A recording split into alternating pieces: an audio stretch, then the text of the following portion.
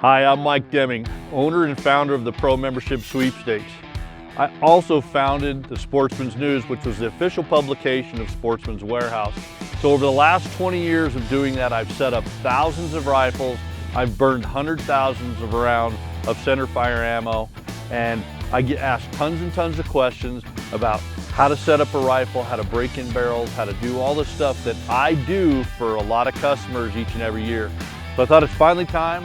We're gonna build a 4-part series that we're gonna go through barrel break-in, tall target tests, we're gonna go picking a load with factory ammo, and then we'll go load development out to 800 yards. That'll be a great 4-part series that teaches you everything you need to know to get your gun on target and hitting stuff downrange to 800 yards and beyond. All right, the first part of this series of 4, we're gonna go through barrel break-in and what I do each and every time. We fired our first shot, and my barrel break-in procedure that I utilize and is followed by a lot of gun manufacturers is I clean after each individual shot for the first 10 rounds. So I'm gonna go ahead and I'm gonna pull the bolt. I'm gonna get a bore guide in here, and then I'm gonna go ahead and I'm gonna run a nylon brush down here with solvent on it. And then I'm gonna go ahead and I'm gonna run a patch down here with solvent on it. And then I'm gonna do a couple of those, and then I'm gonna run a dry patch through here until they come out totally clean. We're gonna do that for 10 full shots. Clean, shoot, clean, shoot, clean, shoot. All right, we fired 3 shots, and they're all MOA, which means they're within an inch of each other. So what I'm gonna do is go ahead and zero it for being on the bullseye right now. But when you're pushing this down, you don't want it to bend. You just want to be able to push it through nice and easy, but you don't want it to be too loose. You want it to make sure you get enough friction on the sidewalls to be able to do that. So I like to have a good brass jag and make sure you get the right size patches. And sometimes, you know, you have to cut them a little bit, make sure that they fit good. What we do right now is going to take care of that barrel for the life of this rifle. So we want to do it right. It takes a couple of boxes of ammo to get through a full barrel break-in. And like I said, we just want to do it right, make sure we get this thing as accurate as possible, because these new factory rifles, they're so precision and they're so good. You don't have to do a custom rifle, and you don't have to spend $15,000 for a Gunworks gun or something other special to be able to get good quality accuracy out of a rifle. When I'm in this process of the break-in phase, I'm just trying to utilize those dry patches to get the last of the solvent and stuff out of there. Not going to get all of the solvent out of there.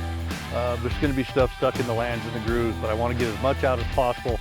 That's why when I fire a 4-shot group, the first one I'm going to hopefully take out all of that solvent and stuff out with the first shot, and then I'm going to be able to shoot a 3-shot group and see where that group hits. Shot 10 shots, cleaned after each one, and now we're going to take each one of the ammos that we have, and we're going to shoot 4 shots. We'll clean, let each shot cool, shoot, clean, shoot, and clean. And in doing that, I start with my logbook. Each gun I have has its own logbook, and this is when I start building data on this gun. The biggest deal when you're doing a gun like this is to never ever get that barrel scorching hot. I mean, that's essential when you're doing barrel break-in. And you don't ever want that to be the case, whether it's barrel break-in or not. I mean, there's a big mule deer getting away that's 220 inches. I know you're gonna fire as many rounds as possible at that thing while you can still see it. I'd probably do the same thing, but that's the worst thing in the world is getting a barrel super hot. That's what affects its long-term accuracy and burns them out. We're gonna shoot our 4-shot group.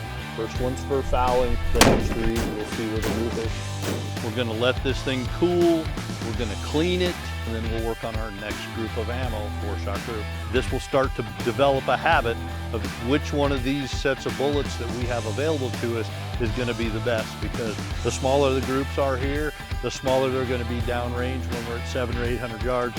So at 0.65 inches out at 800 yards, you can multiply that times 8, and that should give you what your groups are. Sometimes they get a little tighter because the bullets stabilize further downrange. So we'll see what it's going to do, but we're going to show you all of that over these next 4 series.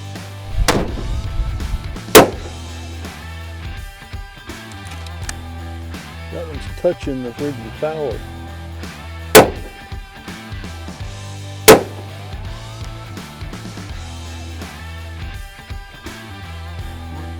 633.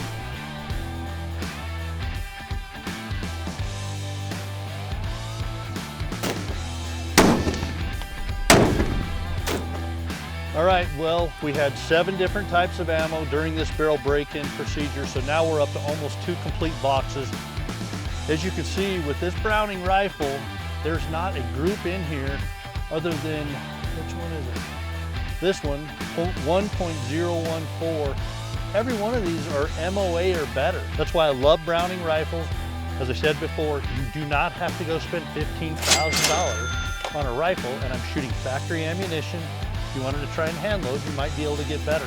But this is good enough for just about anybody shooting out to 1,000 yards, and you're gonna be within a kill zone of a deer at 1,000 yards with any one of these. Crazy accuracy with good quality stuff. That's why I love Browning.